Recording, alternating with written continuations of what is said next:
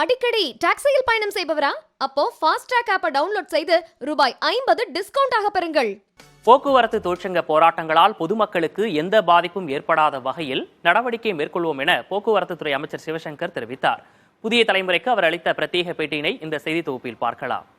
தமிழகத்தில் போக்குவரத்து தொழிலாளர்கள் வேலைநிறுத்தத்தை அறிவித்திருக்கிறார்கள். அதற்கு அரசு எடுத்துள்ள நடவடிக்கை என்ன, பொதுமக்கள் பாதிக்கப்படாத வண்ணம் என்னெல்லாம் திட்டம் வைத்து நம்முடன் பேசுவதற்காக போக்குவரத்துறை அமைச்சருக்கு அவர்கள் கேட்கலாம்.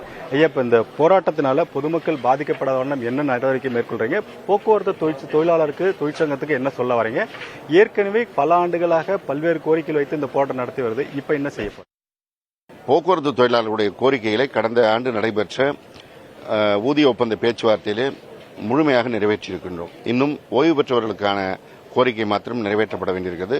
அது அதிமுக ஆட்சி காலத்திலே நிறுத்தப்பட்ட ஒரு விஷயம். அந்த ஒட்டுமொத்த சுமையும் இன்றைக்கு திராவிட முன்னேற்ற கழகத்தின் ஆட்சி தலைமையில் நம்முடைய மாண்புமிகு முதல்வர் அவர்கள் செய்ய வேண்டும் என்று இன்றைக்கு அதிமுகவினர் அரசியல் செய்கிறார்கள்.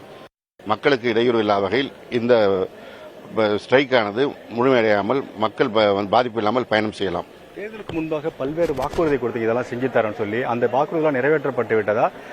நிதி இல்லாமல் எப்படி இந்த வாக்குறுதி கொடுக்கப்பட்டதுன்னு சொல்லி உங்க கூட்டத்தில் இருக்கிற கம்யூனிஸ்ட் தொழிற்சங்கங்களை கேட்கிறாங்க. அதை எப்படி பாக்குறீங்க? அவர்கள் தொழிற்சங்கவாதி என்ற முறையிலே சில கோரிக்கைகளை வைக்கிறார்கள். திராவிட முன்னேற்ற கழகத்தை பொறுத்தவரை தேர்தல் நேரத்தில் கொடுத்த வாக்குறுதிகள், முக்கியமான வாக்குறுதிகள் நிறைவேற்றப்பட்டு வருவதை நீங்கள் அறிவீர்கள். அது மகளிருக்கான கட்டணமில்லா பயணமாக இருந்தாலும், இன்றைக்கு மகளிருக்கு உரிமை தொகை வழங்குவதாக இருந்தாலும் ஒவ்வொன்றாக நிறைவேற்றப்படுகிறது.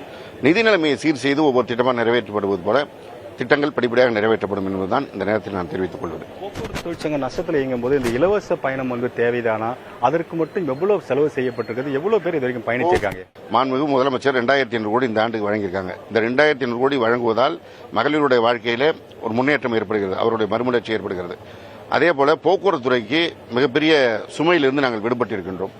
40% இருந்த பெண்களுடைய பயணம் என்பது இன்றைக்கு 68% உயர்ந்திருக்கிறது. அதனால் போக்குவரத்துறைக்கு கூடுதல் வருமானம், இந்த கூடுதல் வருமானம் வருகின்ற காரணத்தினால்தான் மாதம் முதல் தேதியானால் போக்குவரத்துறை பணியாற்றுகின்ற ஊழியர்களுக்கு சம்பளம் கொடுக்க முடிகிறது.